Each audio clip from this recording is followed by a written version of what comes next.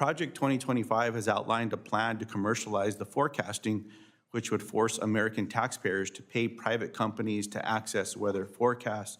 Dr. Jacobs and Mr. Jordan, yes or no, do you think Americans should have to pay to access forecasting data, protect the safety of their families and homes from natural disasters? Dr. Jacobs? No, I think that that's an essential service that all Americans deserve. Mr. Jordan? I agree, no. Dr. Jacobs, in late May, I sent a letter to the National Weather Service along with several of my colleagues regarding the National Weather Service's decision to discontinue translations of weather alerts and forecasts into languages other than English. Those services have now been restored. This created a dangerous gap in access to emergency information for those nearly 68 million people in the United States that speak a language other than English at home. Yes or no, do you agree that people deserve to get emergency alerts in the language that they can understand?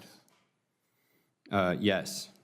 Yes or no, do you commit to ensuring that this lapse in translation doesn't happen again? If confirmed, making sure that the watches and warnings go out and they're understood is definitely a priority. Appreciate that. On September 1st, 2019, when you were NOAA's acting administrator, President Trump erroneously tweeted that Alabama had been hit hard by Hurricane Dorian. Shortly after, the National Weather Service Birmingham office issued the accurate statement, quote, Alabama will not see any impacts from Dorian. 3 days later, President Trump went on TV and displayed a weather map altered with a black Sharpie line to show that Dorian would hit Alabama. 2 days after that, you helped draft a release, an unsigned NOAA statement rebuking the Birmingham NWS and repeating President Trump's baseless claim that Hurricane Dorian could impact Alabama.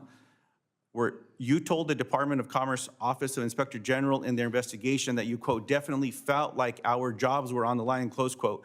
And while you did not like it, you would make the same decision again to edit a less inflammatory statement as the least bad option. Mr. Jacobs or Dr. Jacobs, do I have it right? Is that correct? That's what the IG report found, yes. That you would do nothing differently? I mean, there's probably some things I would do differently, and there's a lot of things that I did after that to, I guess, change any potential future outcome. One of them was revamp. Let me ask this question, because I just had constituents die in New Mexico. We had constituents die in Texas. Would you sign off on an inaccurate statement due to political pressure in the same event, yes or no? No. I appreciate that very much. Mr. Kumar, Congress appropriated over $68 million to MBDA under the most recent funding bill. But now the Secretary Lutnick and the Trump administration have dismantled the MBDA, ignoring the law Congress passed in 2021. When Deputy Secretary DeBar was before this committee in May, he committed to, quote, follow every dollar and report back to this committee regarding the status of MBDA. I have a letter here that I plan to send to Deputy Secretary, holding him to this commitment and asking a series of questions regarding MBDA funds and grants. Mr. Kumar, if confirmed, you'll be responsible for overseeing the department's responses to Congress, yes or no?